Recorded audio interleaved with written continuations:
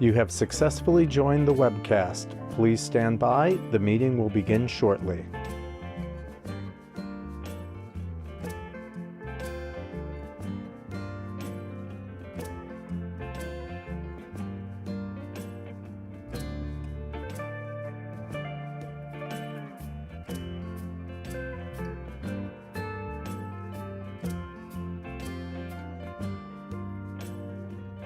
You have successfully joined the webcast. Please stand by. The meeting will begin shortly.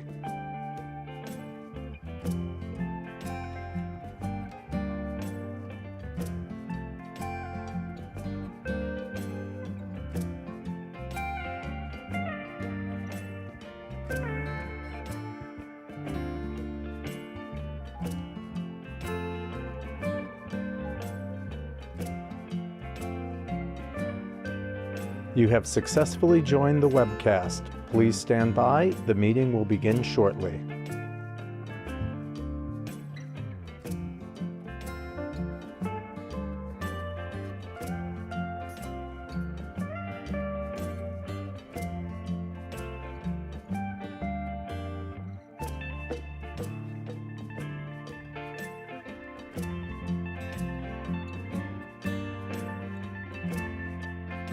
You have successfully joined the webcast. Please stand by. The meeting.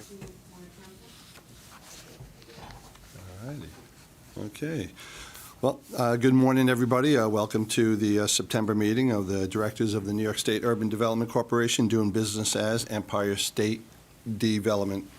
Remind staff members who are assisting us today, who are joining us remotely, to please mute your audio. And when you're ready to speak, you can state your name before you begin. The public was given an opportunity to join us today. I don't see any members from the public with us. Also, the public was given an opportunity to comment, albeit not that much time, and we got to work on that, and I'm going to talk to Hope about that offline. We'll try to give more time in the future, but we did receive one comment, and at the appropriate item in the agenda, we will discuss that comment relating to agenda item ID. And those comments have been posted on the ESD website as well. The directors were, as usual, given the materials in advance of the meeting and had an opportunity to review them, and of course could ask questions at any point during the meeting to Hope and the team here. And conflict information was shared with all the board members as well. If any directors have any potential conflicts of interest with respect to any of the items on the agenda, let us know now or at the appropriate time when we're discussing that agenda item. We will go right to the agenda, and the first item on the agenda is the approval of the minutes of June 22nd, 2023 and July 20th, 2023, which have been circulated. I will move them. Michael seconds them. Are there any comments, revisions, additions? Hearing none. All in favor? Aye. Aye. Any opposed? None.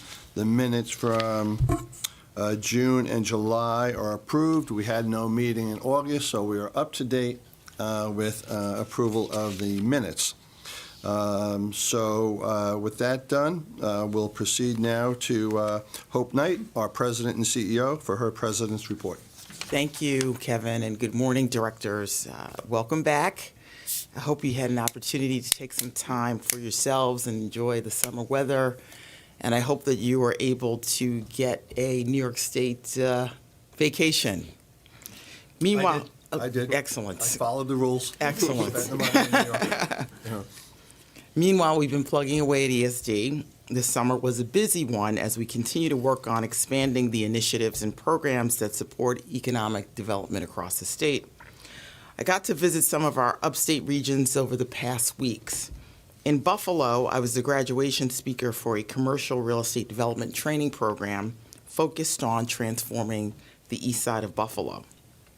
In the North Country, we launched and expanded Small Business Revolving Loan Fund with our partners from the Adirondack Economic Development Corporation. Across the state, more than $55 million in loans is available to small and micro businesses, with a focus on socially and economically disadvantaged owners who have historically faced barriers to credit. This program is a part of the New York State's broader State Small Business Credit Initiative efforts led by ESD.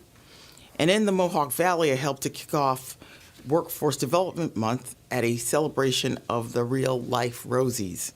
The Manufacturers Association of Central New York, together with Mohawk Valley Community College, used an ESD grant to establish its Diversifying Advanced Manufacturing with Women in the Workforce program.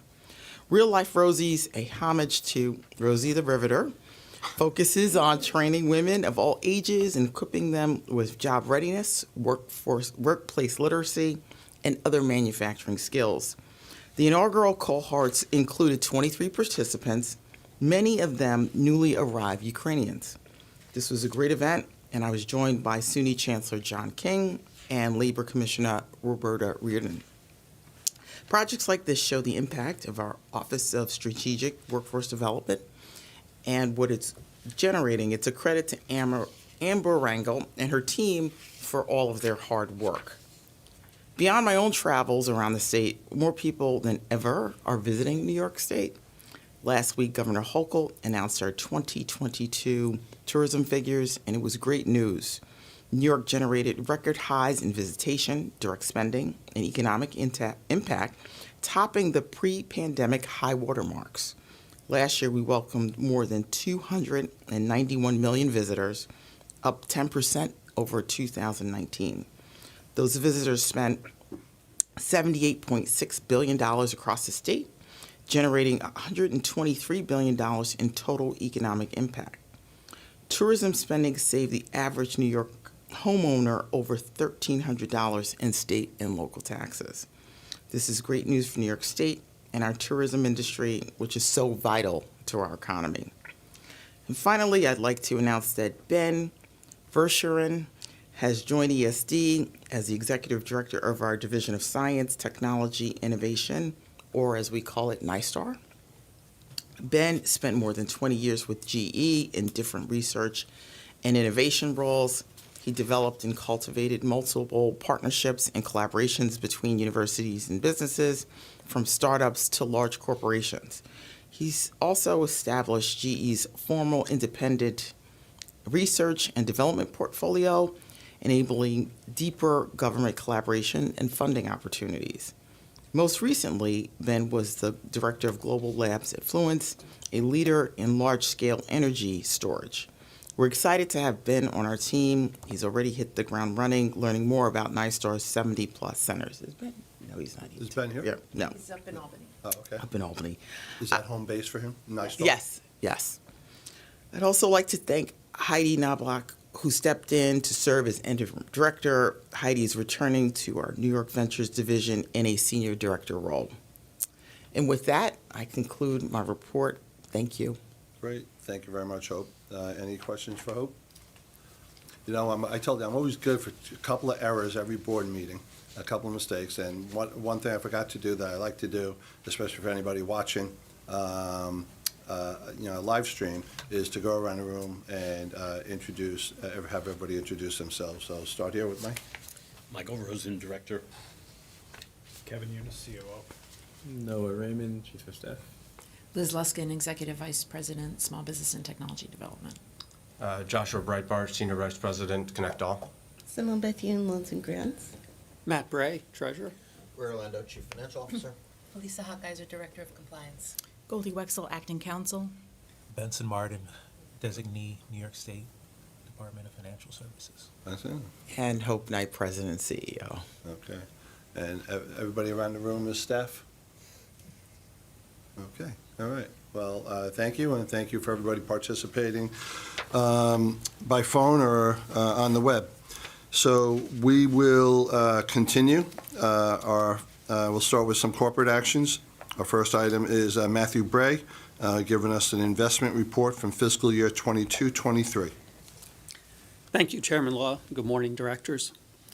Public Authorities Law requires annual approval of ESD's investment report, which details, among other things, the ESD investment guidelines, results of the annual audit, and the investment performance for the fiscal year.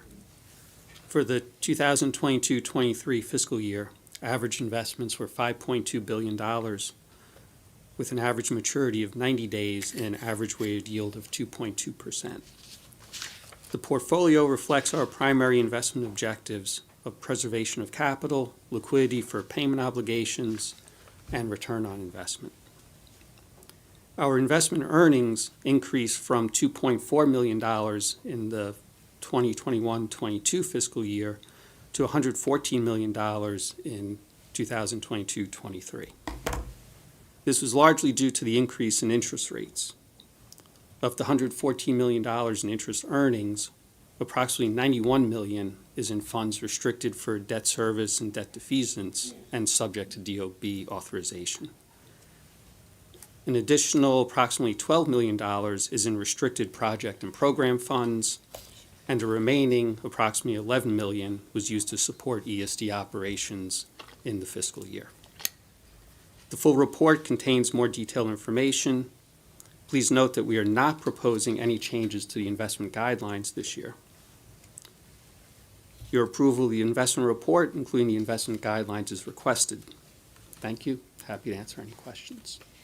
Thank you, Matt. So the total investment earnings was over $100 million? Yes. And now that's not a new pot of fund for ESD to start doing great new programs with, right? Or do we have to give that back to the state? No, Raises for COOs, I think, is the primary. Seems ESD COOs are the primary source. Yeah. So it goes back to the state. yeah, Right. largely it's related to debt service and the fees. Got it. And then if we approve the report, who does the report go to? Is this being sent to people, or is this? It's not, it's available to people, but we do not have a distribution. Like, it doesn't go to the budget office, public authorities control board, state controller, we just post it on our website? Right. Got it. All right, but it's something we're obligated to do? Yes. All right, so I will move it, Benson seconds it. Any questions? All in favor? Aye. Any opposed? None? Motion carries. Thank you, Matt. Next up is Josh Breitbart with 3 items regarding 3 new programs. And a note for the record that we did receive some comments yesterday that I reviewed last night. At least to me, they sounded very thoughtful and rational. And Josh, I'm hoping that you could, as you go through your presentation, address the public comments that we received yesterday as well.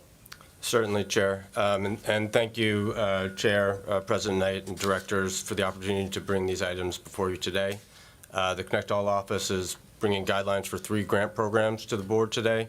The directors are being asked to adopt the Municipal Infrastructure Program guidelines and to authorize taking related actions, adopt the Regional and Local Assistance Program guidelines, and to authorize taking related actions, and adopt the Digital Equity Program guidelines and to authorize taking related actions. I'm going to provide a bit of context to all 3, and then I think we'll go through each item individually.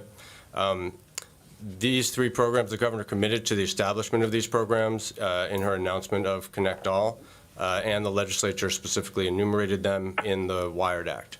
They are critical components of Connect All's strategy to achieve the 3 goals that are part of our mandate: end the digital divide, support a more robust and competitive internet marketplace, and ensure universal access to high-speed, reliable, and affordable broadband. And as a reminder, the other programs that we have are the Affordable Housing Connectivity Program, to retrofit affordable housing with broadband installations as part of, in partnership with Homes and Community Renewal.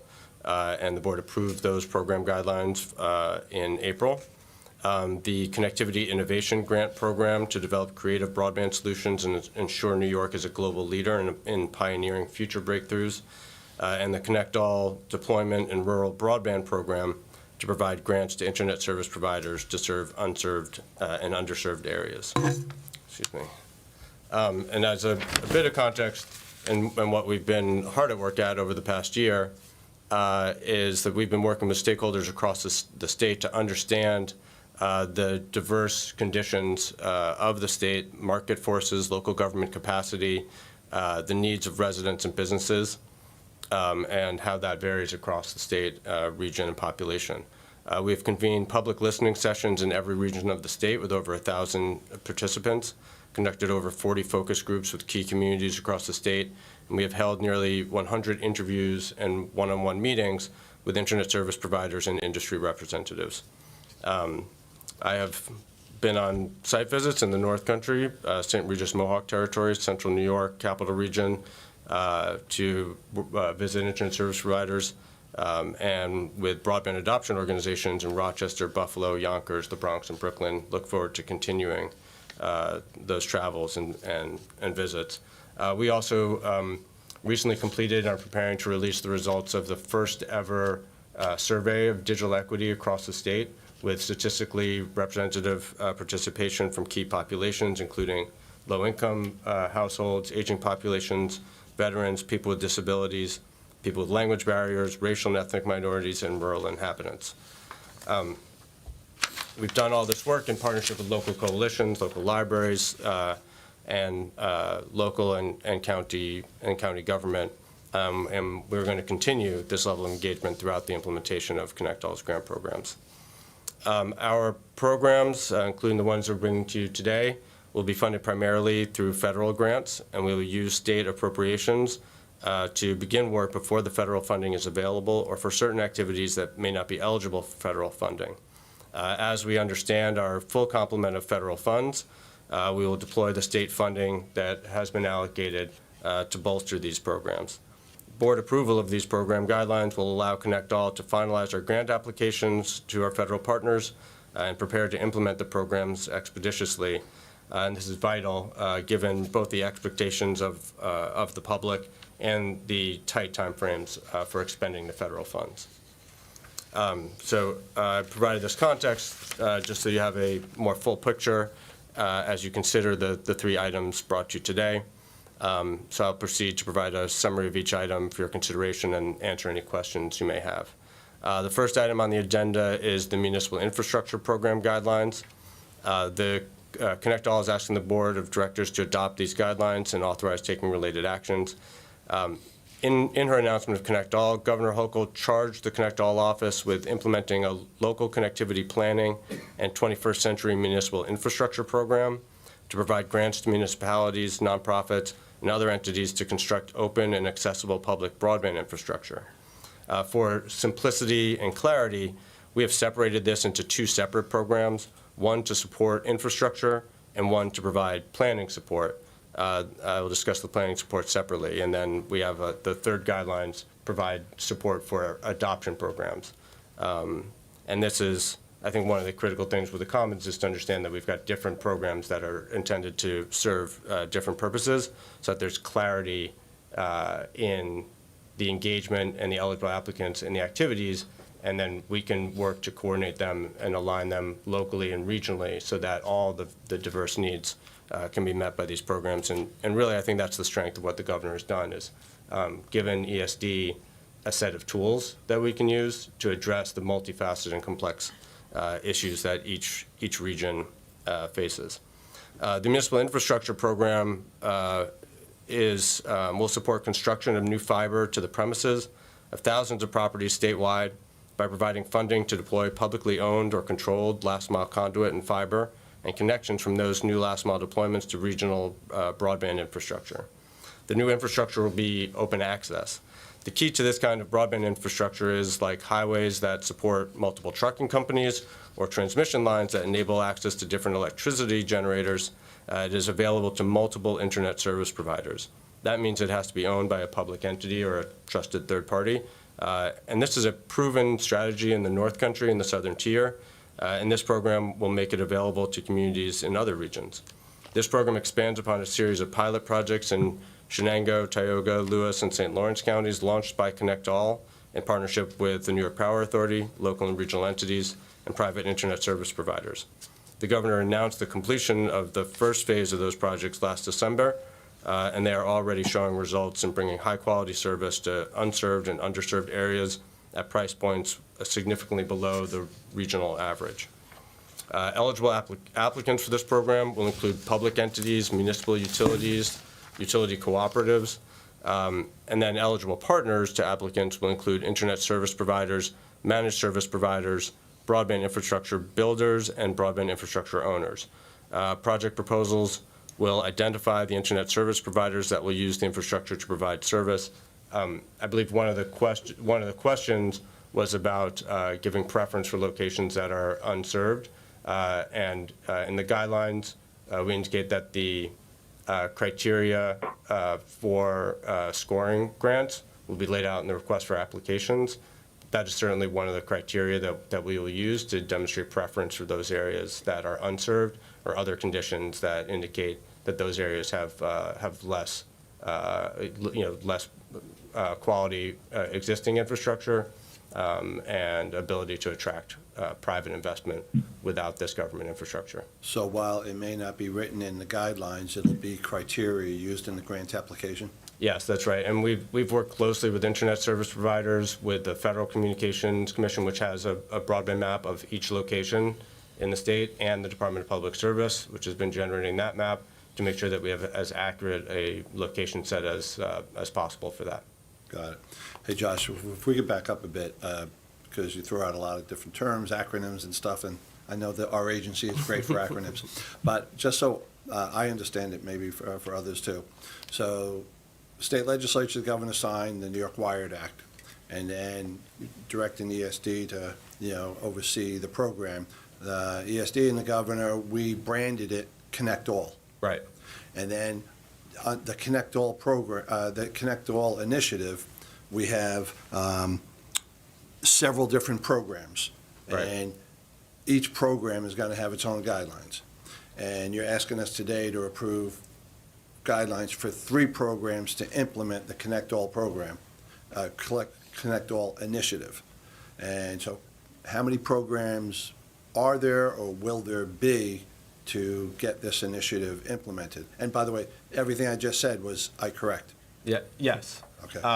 And it's among the reasons why what we're trying to do as we roll these out is make them narrowly focused, so that we have clear channels for each set of partners that we want to work with and support with the funding. And our job is to align the federal funding that's available, the state requirements put in place in the Wired Act, the governor's directive, and our policies and procedures within ESD with the needs of all those stakeholders. So the governor laid out 5 signature programs, which include the Affordable Housing Connectivity Program, the 21st Century Municipal Infrastructure and Assistance Program, the Rural Broadband Program, Connectivity, Innovation, and Digital Equity. So digital equity is one of the ones we're bringing to you today for broadband adoption support. The Municipal Infrastructure and Assistance Program, we're going to be implementing as 2 separate grant programs so that we can provide assistance for an array of activities, as I'll explain in that summary. And then the Municipal Infrastructure Program is targeted at building new infrastructure in partnership with local governments and internet service providers. And before this board meeting, we approved 2 other programs. The Affordable Housing Connectivity Program. We also recently brought to you settlement agreements that the Public Service Commission entered into with different providers, in which we are charged with implementing those funds, which we're doing consistent with those settlement agreements, and as an incorporation into our overall approach to addressing service in unserved areas. Got it. Now, on our agenda, we had the Municipal Infrastructure Program second, but you described it as first in your notes. Sorry about Trying that. not to confuse things. Okay. Is that correct? So we have the Digital Equity Program first? Yes. Yeah, we had the digital equity first on Okay. our agenda, but I think you described the Municipal I did- Infrastructure Program first. I did. Okay, Sorry- no, that's sorry fine. I for just want to make sure confusion that there, but we're being clear. So again, we just got these comments last night. The first one jumped out at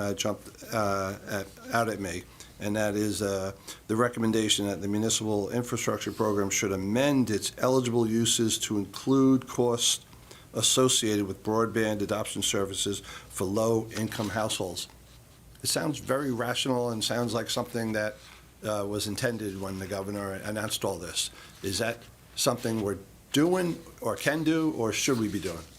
Yes, and in fact, had I gone in the order of the agenda, we would have been discussing first the digital equity program guidelines, which has the focus of supporting broadband adoption, including in those households, and will be aligned across all the needs of those populations I mentioned in my outreach overview, but also with the programs to invest in affordable and public housing.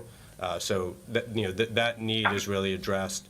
It's critical. It is addressed in the digital equity program, and will be supported in large part by federal funding coming through the Digital Equity Act that was part of the bipartisan infrastructure law.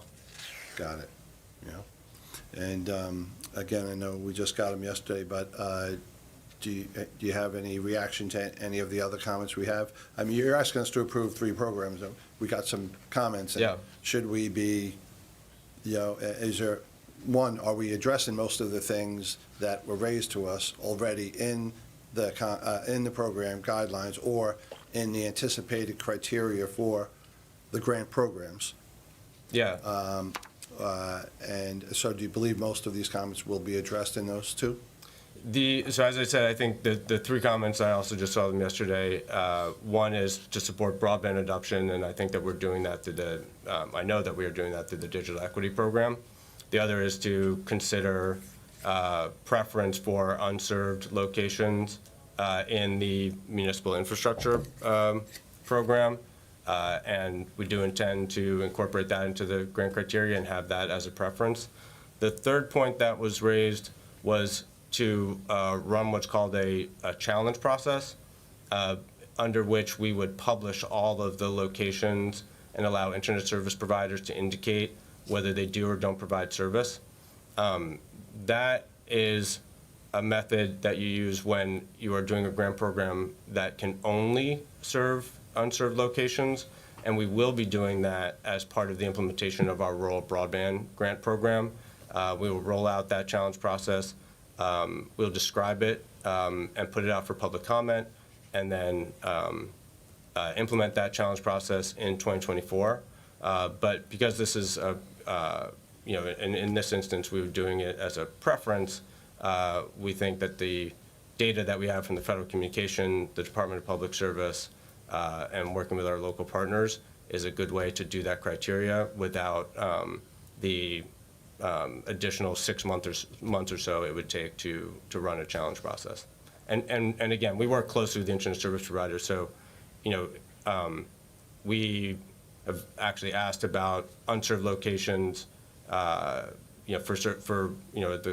comment came in from Altice, about 40,000 unserved locations within their service territory. So we're constantly talking to the internet service providers to help them refine the information that they provide to the Federal Communications Commission and the Department of Public Service, so that we have as accurate a data set to inform our planning and implementation as possible. Got it. Last 2 questions. Just again, background. Is New York State's biggest need in the area of broadband, is it in the Adirondacks? Is it upstate, or do we have a big need in pockets downstate as well? We, in terms of, I think need is a very relative term, because, and this is what we've been doing, is asking, every region, every community what their needs are, and they will say different things.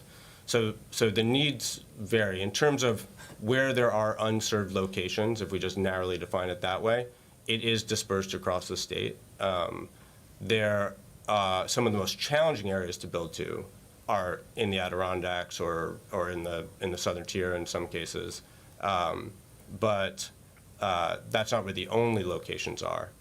So we do have needs all across the state. Even in Suffolk County, depending on the data you look at, there's thousands of locations that are unserved, and then there are also unserved locations based on the federal data in Westchester, Nassau, Dutchess, Rockland. So those needs exist throughout the state, but the providers that we work with, the cost to build them, and the approach that we can take can vary in different regions. And when you say locations, is it a building? Is it a neighborhood? Is it a zip code? You know, It's a building, and specifically, it's a residential location or a small business location. So not locations that would buy enterprise broadband service, but ones that purchase broadband service from the mass market, from your basic retail providers. Got it. But individual address locations is what we're looking at across the state. So it's a granular, house-by-house effort, essentially, and that is really how it plays out in a lot of areas across the state. And you might have, a single house that has been overlooked in past builds, or a single road. In some cases, you might have a town, but, so it's a challenging, granular undertaking, and we work with all the internet service providers and local stakeholders to identify those and identify the right strategy to bring them service. No, it sounds granular, and thanks for the education. Sorry for so many questions, but it's a lot of stuff you're asking us to approve, and want to make sure that we're understanding it all. I never tire of discussing it, so it's a privilege to me to get to take the board's time to share this information. And I appreciate the responsibility and obligation of what we bring to the board, and seeking the board's approval for these actions. Great. And as I said, I had two last questions. So my last question is, so you're asking us to approve these today, but nothing prevents us from tweaking them as we go along, or if we get additional comments, since these were just posted yesterday or the day before, if we get additional comments and we deem them worthy of including them, we could always tweak our guidelines in the future. Yeah, or consider them in the criteria as we implement the request for applications. And, it's helpful for us to have a period of time between the guidelines and issuing the request for applications before council advises us that it's, no longer, appropriate to engage with potential applicants in shaping those criteria. But, that certainly is the intention, is to continue to get input and refine it so that it's a successful program and that everybody understands which program is aligned with which purpose. Got it. All right. Sorry for hogging the floor. Any other board members have any questions? Can we approve all three of these with one resolution? Any reason why we can't? We can approve all three guidelines in one resolution? You probably should do individual, right? Yeah, All right. Kev, thanks for prolonging this. You asked. Okay, I got it. No. Okay, but later on in the agenda, we can approve 15 things in one resolution. We've authorized, but- the board has taken action to authorize that path, but in these, I think everyone has to be done individually. But Chair, I think I've provided context for all three items if you just want to move through them serially. And if anybody has any other questions, I'm happy to answer. Did you have any other comments to make? No, I think the only other thing I would say is the municipal assistance program is not limited to municipal infrastructure. It's to build capacity generally. In some cases, it might be, the need to process more permits and for a local partner, or, develop support for broadband adoption programs, or to design infrastructure projects. So I just want to, make sure that the board understands that program, one of the benefits of having a distinct program is that it can meet the diverse capacity needs of local, county, and regional partners. Got it. All right, so let's take them one at a time. First, the digital equity program guidelines. I will move them. Hope seconds them. Any questions?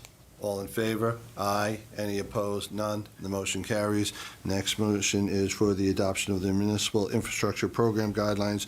I will move them. Michael seconds them. Any questions? Hearing none. All in favor? Aye. Any opposed? Motion carries. And thirdly, the regional and local assistance program guidelines. I will move them. Benson seconds them. Any questions? Hearing none. All in favor? Aye. Any opposed? None. The motion carries. Thank you, Chair. Thank you, Josh. All right. I understand Joe Tazewell is under the weather and will not be doing a spotlight presentation, so we'll get him at the next meeting. And so we'll just proceed to our projects. And we start in Western New York with Aaron Carrero. Aaron, I believe, is on the phone. Yes, good morning, Chairman Law and Directors. The directors are asked to approve a general project plan and a grant of up to $1.2 million under the Downtown Revitalization Initiative to the Riviera Theater and Organ Preservation Society, which owns and operates the historic Riviera Theater in North Tonawanda. The theater was built in 1926 as a silent movie house, and it has been progressively restored by the Society as a performing arts venue. This grant would be coupled with a $500,000 member item that the directors will consider later in the agenda today under At the Direction project, and be used toward a roughly $3.1 million project to create accessible restrooms, an expanded box office, concessions, and flexible event space in a roughly 4,600 square foot building that adjoins the theater, which the Society acquired in 2021. The project will allow the theater to attract higher quality acts to increase visitation to this landmark in North Tonawanda's downtown district.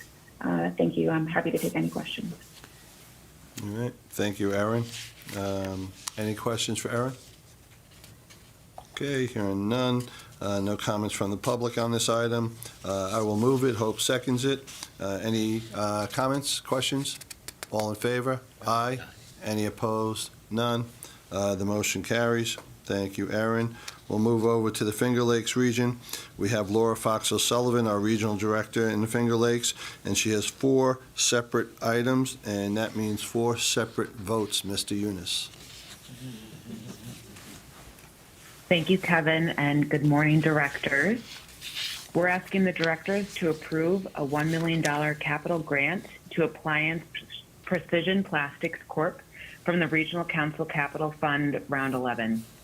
The grant supports the renovation and machinery and equipment purchases for Alliance Precision Plastic Corp.'s facility located in Rochester. The project cost total of $7.4 million and has been funded mostly through company equity. Alliance will be creating 60 net new jobs and retaining 218 jobs.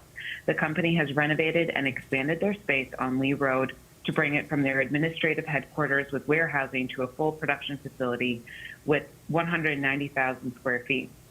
Because of this assistance, they were able to consolidate 2 locations and move all employees and manufacturing to this Lee Road facility, which has access to public transportation. Can I take any questions on this project? Any questions for Laura? On the Alliance Precision Plastics Capital, hearing none, I will move it. Michael seconds it. All in favor? Aye. Any opposed? None. Motion carries. Next item, Laura. Thank you. We're asking the directors to approve a capital grant of $2,550,000 from the Regional Council Capital Fund to the County of Monroe to support renovation and facility upgrades and improvements to county-owned Innovative Field, a 13,500-seat baseball stadium located on 13 acres in downtown Rochester, a $12 million project in total. The project will bring Innovative Field into compliance with Major League Baseball's requirements and regulations for minor league stadiums. These measures are required to be in place for minor league stadiums by April 2025 and will thus allow the Rochester Red Wings AAA franchise to continue to play professionally at the stadium. Due to the urgency of the MLB requirements, the county applied for and received a grant from Round 11 of the Regional Council Capital Fund for $2 million. This was combined with an earlier grant to Monroe County of $550,000 awarded through Round 8 of the Regional Council Capital Fund to upgrade amenities to enhance the fan experience at the stadium. Any questions on this project? I'm sorry, is this a renovation of the existing stadium, or is this a brand-new stadium? This is a renovation of an existing stadium. Yeah, that's what I thought. And the team is what, an affiliate of the Baltimore Orioles? Yes. Got it. Boo. No. But we love Rochester and the Red Wings. So I will move it. Hope seconds it. Any questions? All in favor? Aye. Any opposed? None. And again, for these all these items, we've had no comments from the public on. Next item, Laura. Thank you. We're asking the directors to approve a $600,000 capital grant for the University of Rochester's Memorial Art Gallery from the Regional Council Capital Fund, Round 8. The University of Rochester will contribute 72% of its own equity into the project. The total project cost is just over $6.2 million. The grant supports a portion of the costs for construction, infrastructure, furniture, fixtures, and artwork, and other soft costs for the expansion of the 8-acre Memorial Art Gallery Centennial Sculpture Park by an additional 2 acres to create a welcoming outdoor green space featuring world-class art that is free and accessible to the public. This expansion has allowed the university to accept a donation of outdoor sculptures from a local art collector. The project added pathways, gardens, open lawn areas, and created a formal entrance to the west end of the museum's grounds, flanked by the museum's original historic iron gates. Are there any questions on this project? There are no questions. So I will move it. Michael seconds it. All in favor? Aye. Any opposed? None. All right, Laura, last one. Yep. Thank you. We're asking the directors to approve a capital grant of $27.5 million to the Research Foundation on behalf of the American Institute of Manufacturing Integrated Photonics, also known as AIM Photonics. The grant is part of a $250 million New York State commitment from the Upstate Revitalization Initiative Fund to the AIM Photonics initiative made in 2015. The grant supports the cost of renovation and construction of the TAP facility in Rochester, as well as equipment and tool acquisitions to upgrade and enhance the TAP facility, which stands for Testing, Assembly, and Packaging, its facilities, research, and development capabilities. The funds will also support student internships, postdocs, and other graduate and undergraduate educational opportunities with University of Rochester, Rochester Institute of Technology, and Monroe Community College to help train the high-tech manufacturing workforce. To fund machinery and equipment, operations and research and development at the AIM Photonics facility in Albany and the TAP facility in Rochester, New York State originally committed $250 million, leveraging $110 million from the Department of Defense and $250 million to be raised from the private sector. To date, approximately $217 million of the $250 million New York State commitment has been provided to support AIM Photonics, and they have recorded revenue of $146 million from non-governmental sources. Their industry engagement and related revenue continues to grow. In 2021, the Department of Defense committed an additional $165 million for the continuation of the Institute as part of the AIM 2.0 cooperative agreement. This request represents the total project cost of $27.5 million of the remaining committed funding from the Photonics Attraction Fund, which was a $30 million program established in 2018 with URI funding to support optics, photonics, and imaging companies looking to expand or relocate within the Finger Lakes region. Can I take any questions about this project? Don't see any questions. So I will move it. Hope seconds it. No comments from the public. All in favor? Aye. Any opposed? None. All right, Laura, you got 4. That's it. Thank you all for your time. I appreciate it. No, thank you. Good job. Move over to the Mohawk Valley. We have Allison Madmoon, our regional director, but Mohawk Valley. Good morning, Mr. Chairman and directors. The directors are being asked to approve a DRI Round 4 capital grant of $400,000 to be used as a portion of the cost to renovate the exterior and 5th floor in a historic building in Utica's downtown. In May 2021, 268 Genesee Street LLC was awarded $400,000 to establish a fully equipped commercial kitchen and food innovation incubator on the 5th floor of the former Oneida National Bank building. The project also included exterior improvements to the building, including a roof and HVAC replacement, window entrance, and other site improvements. With the commercial kitchen and incubator now complete, culinary entrepreneurs can rent the commercial kitchen to develop and produce products. The incubator provides cooking space and business development support to new and established food businesses.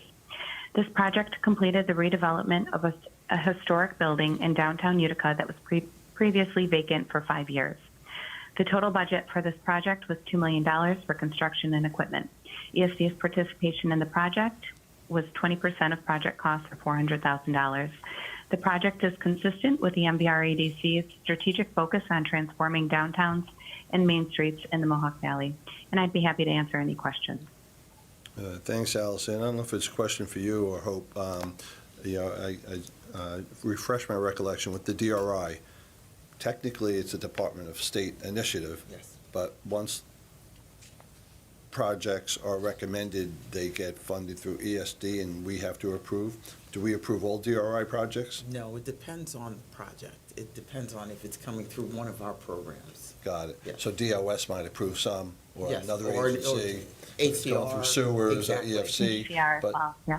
we only approve the ones that come through us. Yes. Got it. And this is one of them. Yeah. Got it. Got it. All right. So I will move it. Benson seconds it. Any questions? No comments from the public? All in favor? Aye. Any opposed? None.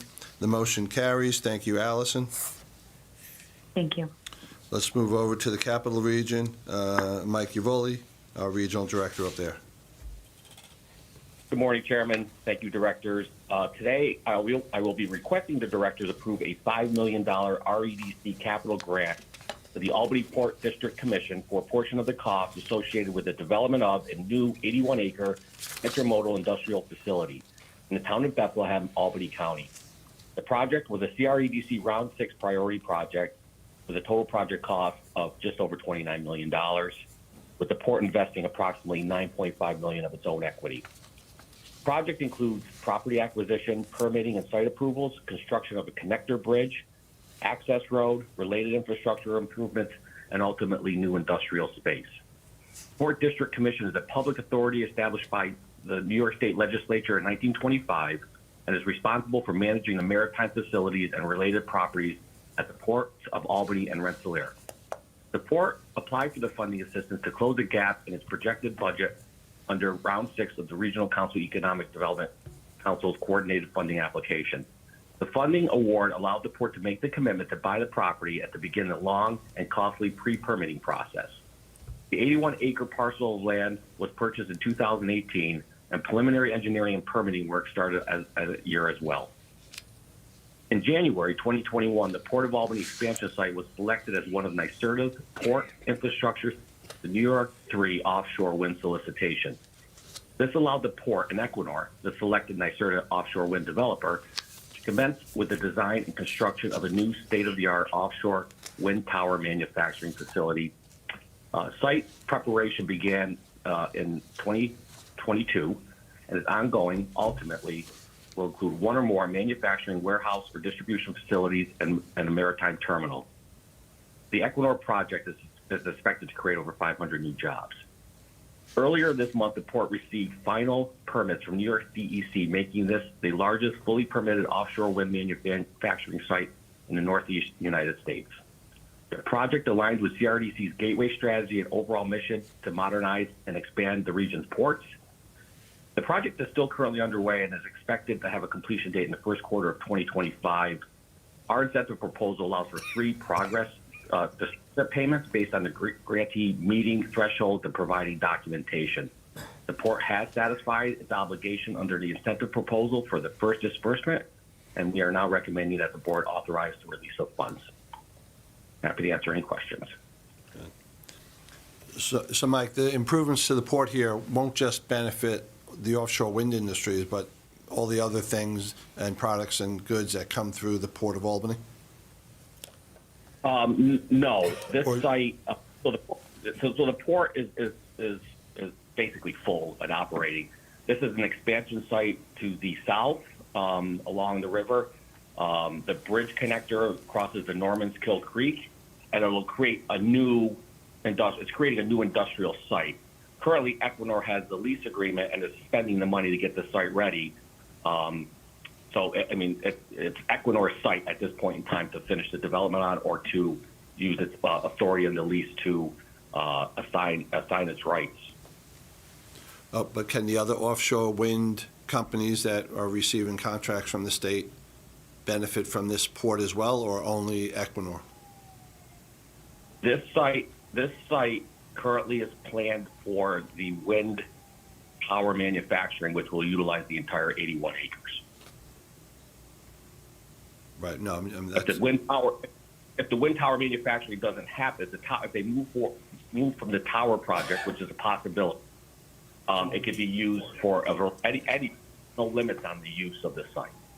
Got it. All right, so I think Kevin just answered my specific question, which is this site is only for Equinor, and the other companies that have won bids, like Ørsted and I forget the other one, Vineyard, where are they manufacturing any of parts of their turbines in New York, or are those ones going in Brooklyn, or are they being done out of state?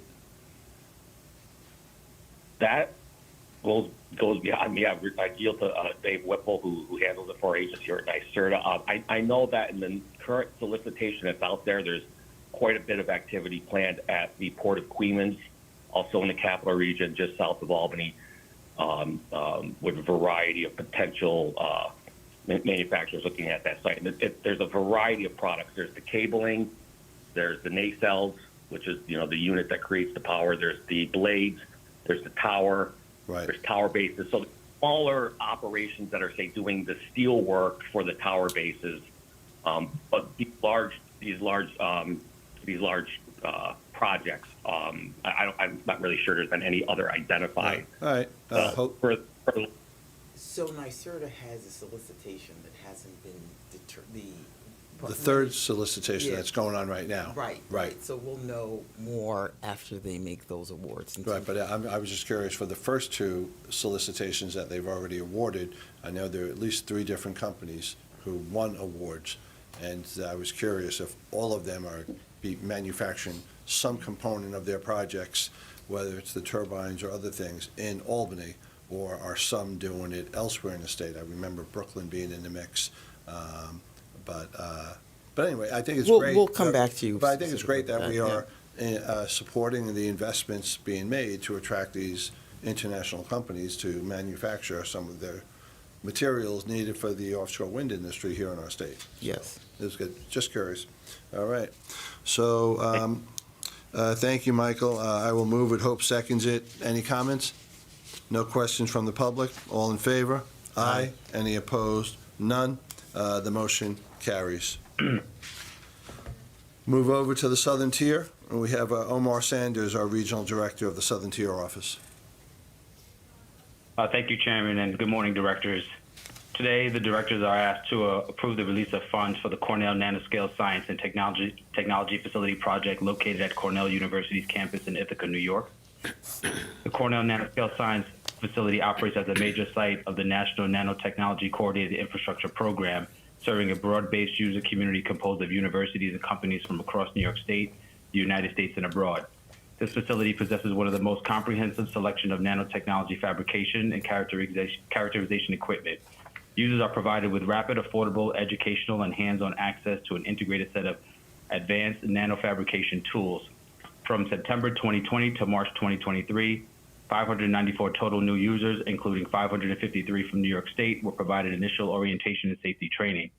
A total of 1,588 users performed nanofabrication research and development during this period, including 1,394 from New York institutions.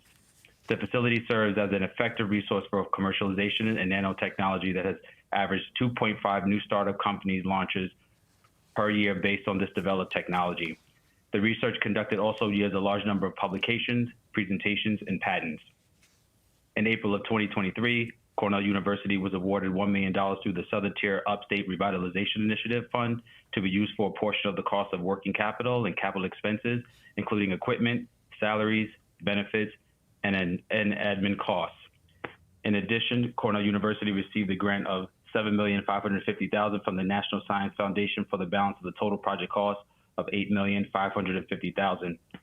Through the support of Empire State Development, the Cornell Nanoscale Science Facility will continue to educate and train new users through educational offerings such as the nanotechnology short courses, new user safety training, and individual tool training on advanced nanofabrication equipment. This URI project aligns with the Southern Tier Regional Strategy that aims to support and develop innovation in technology, rich education, and research resources and specialized skilled workforce. I'm happy to take any questions at this time. Thank you. Thanks, Omar. Hey, Omar, did you come with me when I toured this facility last summer, or Are you the new regional director, and was there somebody else, the regional director in the southern tier, when I went to visit that? Yes, Chairman. I'm the new regional director. You did that tour with Robert Sweet. Yes, that's the name. Oh, well, Yeah, congratulations on I you. was in the office at the time. Good. Yeah, it was very cool, and congratulations on you becoming the regional director. Yeah, it was Robert who came with me. Very cool. Thank you.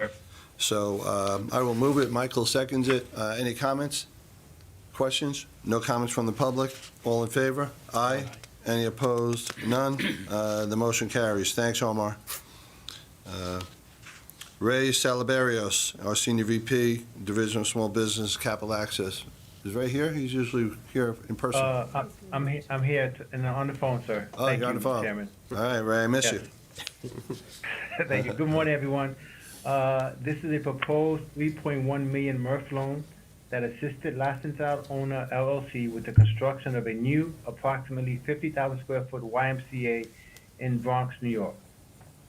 The YMCA is a component of a larger $335 million public-private community development project in a high-quality, mixed-use development in the Melrose section of the Bronx. Lassenthal serves as a major community anchor, contributing 496 units of affordable housing, as well as approximately 47,000 square feet of commercial space and nearly 125,000 square feet of community facility space. Through this state-of-the-art 50,000 square foot facility, the South Bronx YMCA will provide thousands of local families and children with need-based programs and services that address some of the most serious and persistent issues facing this community. It will offer a broad range of programs designed to help young people cultivate the values, skills, and relationships that lead to positive behaviors, healthy lifestyles, and educational achievement. Its partnership with Montefiore Hospital through the YMCA's Diabetes Prevention Program has a permanent home at this location. YMCA is open and inclusive. It serves all people regardless of background or citizenship status, and it never turns a young person away because the person is unable to pay the program fees. Thank you, and I will answer any questions the directors may have. Sounds like a cool program, Ray. Thank you. I will move it. Hope seconds it. Any questions? No comments from the public? All in favor? Aye. Any opposed? None. The motion carries. Thanks, Ray. Thank you. All right, we have Kelly Baccarizzo, our Director of Tourism Grant Programs, and for the next item from the Market New York Grant Program. Yes, good morning. The first project that we're asking the directors to approve this morning is for a Round 12 Working Capital Grant of $505,000 from the Market New York Grant Fund to support the hosting and promotion of New York City's annual Design Week. NYC XD Incorporated, DBA NYC X Design, is a non-for-profit organization first established in 2012 to convene and promote the design industry in New York City. And they would be the recipient of this grant to host these events across the city's 5 boroughs.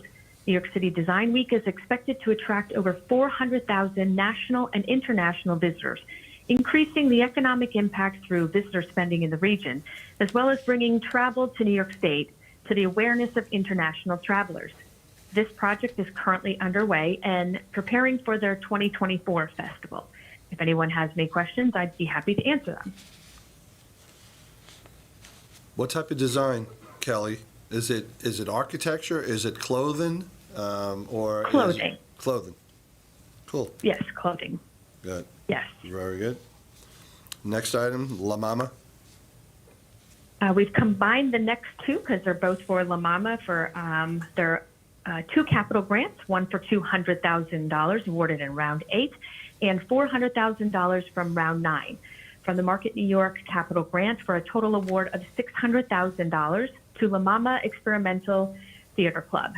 They were founded in 1961 in a basement of East 9th Street by legend Ellen Stewart. La Mama Experimental Theater Club has anchored the East Village performance scene, supporting 150,000 artists, 5,000 plus productions with artists from 70 nations. The grant funds will be used in part to support Phase 1 and Phase 2 of this capital project for the renovation of La Mama's club and community art space.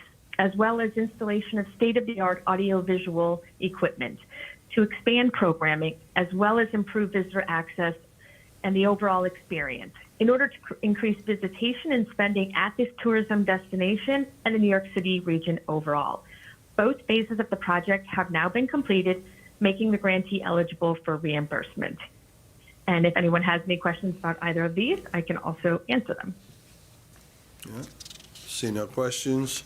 We'll take a motion. I will move it. Hope seconds it for these 3 New York City X Design and the 2 combined for La Mama. No comments from the public. All in favor? Aye. Any opposed? None. The motion carries. Thank you, Kelly. Thank you. Okay, we're going to move over to the Restore New York Communities Capital Grant, and we have Simone Bethune, our Senior Project Manager and Coordinator of Projects for Loans and Grants. Thank you, Mr. Chairman. Good morning to everyone. The directors are being asked to approve an $800,000 grant to the Town of Liberty in the Mid-Hudson region to help demolish 468 square feet and construct and renovate 15,370 square feet of 3 properties on Main Street to create mixed-use space. Liberty identified these properties for rehabilitation following a downturn in traffic away from Main Street, which occurred as a result of modifications to Highway 186 several years ago. As a result of the rerouted traffic, many businesses closed and residents moved out, leaving a once popular destination a ghost town. In October 2022, Liberty applied for Restore New York funding assistance under Round 6 of the program and was awarded funding in January 2023. The property at 29 Main Street will be entirely renovated to create multiple spaces for food, vendors, and groceries. The property at 30 Main Street will be totally demolished and reconstructed to become a toy store. And finally, the property at 39 Main Street will become a mixed-use retail space on the first floor with residential apartments on the second floor. The project will conform to the town's 2020 development plan, which highlighted the provision of year-round activities for residents and visitors while preserving the town's natural resources and meeting the housing needs of the Liberty population. Once completed in May 2024, the properties will encourage commerce and attract new business to the area. The total project cost is expected to be approximately $2 million. If I'm not mistaken, is the Genting Casino also in the town of Liberty? Or I'm not sure. Or just nearby? There or nearby. Right nearby? Yeah. Yeah. Has that been a positive or a negative impact for? Depends on who you ask. I'm sorry? It depends on who you ask. Oh, got it. So, interesting. All right. And again, the Restore New York program is only for municipal applicants, correct? That's right, yes, municipal grantees. Got it. Thanks, Simone. All right, I will move it. Michael seconds it. Any questions? No comments from the public? All in favor? Aye. Any opposed? None. The motion carries. And Simone, you are going to stay with us and do an at the direction of project. Yes. At the direction of grants refer to those commitments listed in the New York State budget that enhance the state's communities through cultural, educational, research, and development, and civic organizations. These projects originate from the governor or the New York State Assembly or Senate, and ESD is named to administer the funding. ESD does not select the recipients of funding. So the first item is we are seeking a director's approval of a $500,000 grant to Lumber City Development Corporation on behalf of the Riviera Theater and Organ Preservation Society, the grant beneficiary. The appropriation was made available at the direction of New York State Senator Robert Ort of the 62nd District in fiscal year 2018-2019 of the New York State budget for renovations to the 6,000 square foot building at 71 Webster Street, which is directly adjacent to the existing theater at 67 Webster Street in Niagara County. The Riviera Theater, billed as the showplace of the Tonawandas, was built in 1926 by the Yellon family. The historic building has 1,100 seats and is currently owned and operated by the Riviera Theater and Organ Preservation Society, a not-for-profit organization. Lumber City Development Corporation, or LCDC, the grantee, is the economic development agency for the city of North Tonawanda. LCDC will use grant funds to help the Riviera perform renovations to the adjacent buildings, to remove a wall in the lobby, expanding concessions, providing ADA-compliant restrooms, and creating a new box office area. The project is estimated to be complete in July 2024 at a cost of approximately $3.1 million. And a DRI grant of $1.2 million was presented earlier at this meeting, will also be applied to this project. The second item we are seeking director's approval of is a $550,000 local assistance award to the Bronx Overall Economic Development Corporation at the direction of New York State Assemblyman Carl Hastie of the 83rd District under fiscal year 2021-2022 of the New York State budget. Funding provided under this grant will support the administrative and operational expenses of the Bronx EDC's economic development and tourism programs. Specifically, these funds will allow the Bronx EDC to accomplish the following goals: increase the visibility of the organization by improving marketing and outreach, improve access to loan products for businesses in the borough, and improve the promotion of the Bronx as a tourist destination. Funding will be applied to these objectives through December 2023. And I can take any questions. Okay. Any questions for Simone? Hearing none. I will move it. Hope seconds them. Seconds it. No comments from the public. So the motion to approve the monies for Historic Riviera Theater and the Bronx Overall Economic Development Corporation. All in favor? Aye. Any opposed? None. The motion carries. Thank you, Simone. Thank you. All right, we're going to move over to New York Ventures and the SSBCI investments. We have two presenters, two items, two separate votes. First up is Ryoko Nozara, our Senior Director in New York Ventures of SSBCI. Good morning, Directors. Today, I request the Directors to authorize an investment commitment from the State Small Business Credit Initiative, SSBCI's Emerging and Regional Partner Program Fund.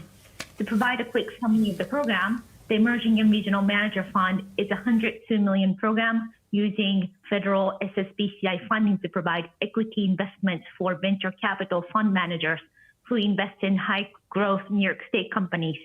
We invest in venture capital funds led by emerging managers or those focused on underserved regions of the state. The managers invest the SSBCI funds we deploy into high-growth startups alongside private funds. New York Ventures will match up to 25% of the total private funds raised and require at least one private dollar for every SSBCI dollar invested into a single company. New York Venture staff conducts a due diligence evaluation of each application with several staff members involved. Applications will be reviewed until the funds are exhausted. The program is authorized by the directors on September 15, 2022. The directors approved 3 investment commitments to 3 fund managers at the July ESD board meeting this year. Today, we propose investing in Gutter Capital for up to $3 million. Gutter will subsequently invest this capital into multiple startups. Gutter Capital is a New York City-based venture capital firm that invests in early-stage high-growth startups. Gutter invests in mission-driven startups that use software to address affordability, economic mobility, and sustainability challenges. Gutter is being led by 2 founding partners who have experience operating startups. This is their second fund, and prior to their 2 Gutter funds, the partners have been making their smaller investments using their own capital. The New York Venture staff conducted due diligence on Gutter Capital. We found the Gutter team to be an excellent communicator and a disciplined investor that holds clear direction and process on their investments. The Gutter team provides valuable input and resources to the companies they invest in. They build and maintain a community for their portfolio companies to learn from each other and grow together, including at their office space in Manhattan, Chinatown, that they share with some of their companies. The New York Ventures team recommends the directors to authorize an investment in Gutter Capital for up to $3 million. And I'm happy to answer any questions you may have. Bless you. Thanks, Ryoko. So just so I understand it, so it's a federal program where we're using those funds. We're going to give it to Gutter, and Gutter is going to be the one to invest in the startup companies. Do they have the ultimate discretion to invest in whatever companies they think best, or does somebody from ESD play a role on the investment committee, and do we have any say on the companies that they invest in? The SSBCI dollars for this program must be invested in New York State startups. However, the managers do have the authority to decide which startups they invest in. But do they coordinate with us, or do they bounce things off of us, or we just give them the money and trust them to invest in the companies based on their expertise? Yes, before they make investment, they do report with us. They report to us which companies they'll invest in. Okay. Yes, that's true. Good to hear. Thanks, Ryoko. Thank you so much. Why don't we, anybody else have any questions? Hearing none, no comments from the public. I will move it. Michael seconds it. All in favor? Aye. Any opposed? None. The grant to Gutter is approved. Thank you, Ryoko. Next up, we have Clayton Besh, Director of ESD's New York Innovation Venture Capital Fund. Thank you, Chair. New York Ventures would like to ask the board for authorization for the fund to make a follow-on investment of up to $1 million in Dimensional Energy's $20 million Series A equity round, with the balance provided by other experienced investors. Dimensional Energy is an Ithaca, New York-based sustainable fuel company spun out of the Erickson Research Lab at Cornell University. It produces replacements for fossil-based aviation fuel and other hydrocarbon products like lubricants, waxes, and oils made from CO2 from the atmosphere and industrial flue gases in a closed-loop carbon cycle. Using a proprietary catalyst and reactor design, Dimensional Energy is commercializing a process to convert this captured CO2 rather than processing new oil pumped from wells into fuel.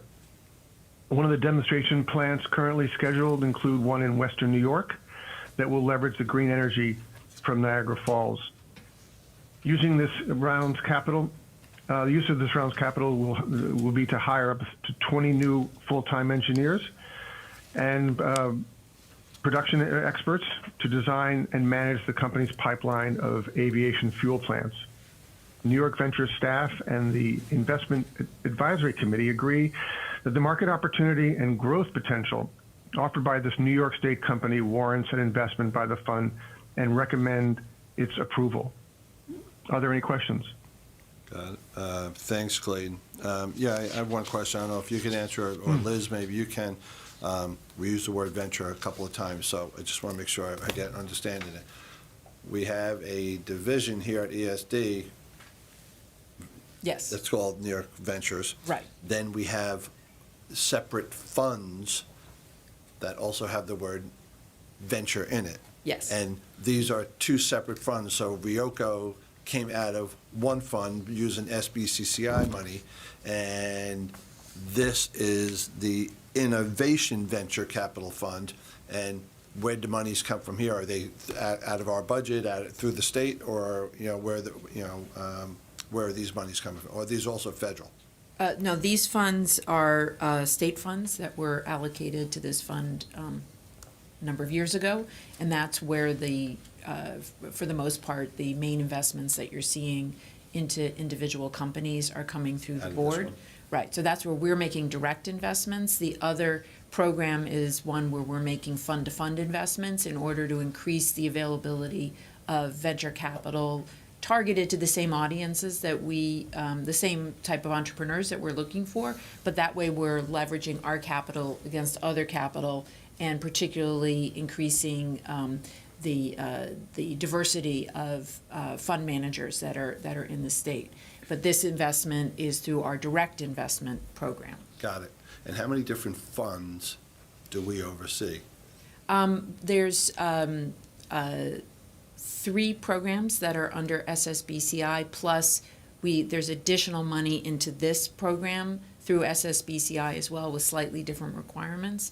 And there's some continuing prior funds that were fund-to-fund investments and so on. So there's I'd say at least 5. But you're mostly seeing the direct investment fund and both the emerging and regional partner. We've also been bringing you the community and regional partner SSBCI program where we're giving accelerators and incubators funds to help them invest in the companies that come through their programs. And then the pre-seed fund does not come to the board generally because the investments are below the board threshold. Lots of different programs. So we do pre-seed, we do incubators, we do fund-to-fund, and then we just do direct investments, where Right. New York State has an interest in the entity and can participate in the upside. Right, and the idea is that this way we're really getting at incubators, at entrepreneurs and early stage companies at many stages in their life cycle throughout the state in targeted technologies and targeted types of entrepreneurs to make sure that we're getting to those who really need our assistance, but also promoting the technology fields that are most useful to New York State. Very cool, very neat. Thank you for the clarification. Clayton, thanks for the presentation. We have no comments from the public on this item, so I will move it. Hope seconds it. All in favor? Aye. Aye. Any opposed? None. The motion carries. Thank you, Clayton and Ryoko. Thank you. Okay, so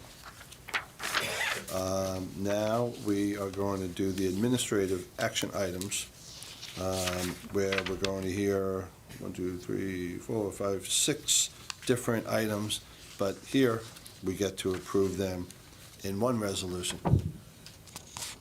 Correct, Kev? Correct. Thank you. It's about time. Chagrin of the COO. Okay, so we're going to hand it over to Doug Janice, our senior counsel, to walk us through these items.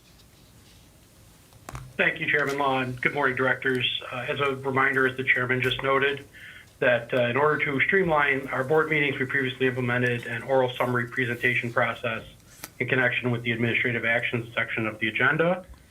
So you receive a full set of written descriptive materials for each of these items, as you have for this meeting. But rather than having individual oral presentations made on each, I'll provide a brief summary of the items, and at the conclusion of the summary, we'll have any questions or comments that you may have answered by staff.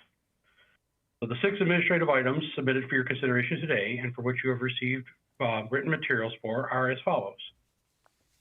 Item 5A is relative to authorization to make statutory payments under the Electric Generation Facility Cessation Mitigation Program. The board is being asked to approve 3 payments pursuant to this program. These payments will offset reductions in property tax revenue to 3 local government entities due to the closure of electric generating facilities in their respective jurisdictions. The first is to the town of Somerset in the amount of $267,897 due to the closure of the Somerset electric generating facility in March of 2020. The second to the town of Cortland in the amount of $486,222 due to the closure of the Indian Point Energy Center in April of 2021. And the third to the Hendrick Hudson School District in the amount of $14,674,370, also due to the closure of the Indian Point Energy Center. Approval of these payments will bring total disbursements from the fund to approximately $74 million of the $140 million authorized for this program. Item 5B is relative to the authorization to increase compensation rates for outside legal counsel. The board is being asked to increase the compensation rates for pre-qualified outside legal counsel from its current maximum rate for partners of $600 an hour to $800 an hour with corresponding increases for other legal professionals. This represents the first rate increase since 2016 and only the second increase since 2005. This will enable the corporation to continue to engage quality legal representation and bring the corporation's rates in line with other public benefit corporations and authorities. Item 5C is relative to authorization to enter into a contract for architectural and engineering consultant services on the Broadway Market project in Buffalo, New York.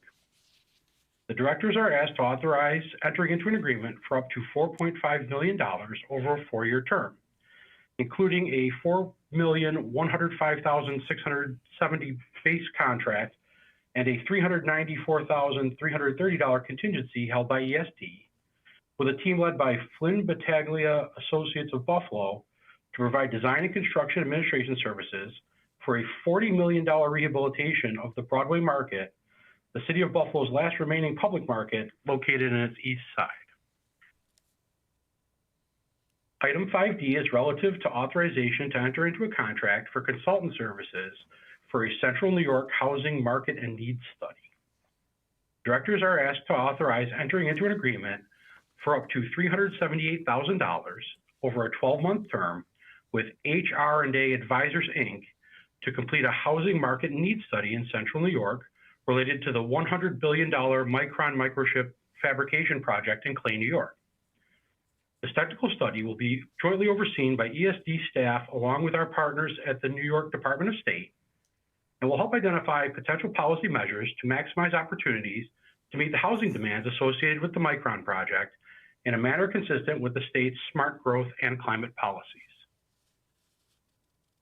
Item 5E is relative to authorization to enter into a contract for consultant services for management services with Center State CEO. Directors are asked to authorize entering into a contract for up to $700,000 over a 24-month term with Center State CEO in Syracuse. Center State is Central New York's primary not-for-profit business, economic development, and social equity organization. Center State will oversee and administer a public strategy planning process to develop a community priorities document to help shape future public benefit investments related to the Micron microchip fabrication project in Clay, New York. The agreement will also cover expenses of a planning and public participation consultant to assist in this process. And finally, item 5F is relative to authorization to enter into a contract for environmental consulting services for the Gowanus Neighborhood Mixed Income Housing Development Program. The directors are asked to authorize entering into a contract with AKRF, Inc. to provide environmental consulting services for the Gowanus Neighborhood Mixed Income Housing Development Program. The services will include the preparation of environmental review documentation and an existing conditions report. The contract will be for an amount not to exceed $500,000 for a 2-year term and will be fully funded by developers that will participate in the program. I will now turn this back over to our chairman, who will call for any questions or comments you may have on any of these items before calling for a vote. We also have item-related staff on the line today to take any questions. Thank you. Great. Thank you, Doug. Any questions from any of the board members? No? Hearing none, we have no comments from the public on any of these items. So I will move them. Benson seconds them. All in favor? Aye. Any opposed? None. The motion carries. Note there's a remaining item on today's agenda was provided to the directors that it was informational only, no action required. Is there any other matter that any board member wishes to raise at this time? Not hearing any. I just want to thank Hope and the team, both here and on the phone. You know, I say this, often, and I don't say it gratuitously, I mean it, and that is, it's really amazing all the things that this entity, ESD, does. You know, just today I'm thinking, all right, we touched broadband, we did DRIs, we did tourism and the marketing, we were doing Restore, we did REDC, we did URI, we were helping offshore wind ports, we were touching nanoscience and manufacturing facilities and knocking down buildings and helping to restore communities. It's pretty cool, and you guys do a great job, and I know it's a lot of different moving parts, so thanks for what you do, and thanks for briefing us, and that is going to conclude our meeting, and we will see you in October. All right, we're adjourned. Thank you.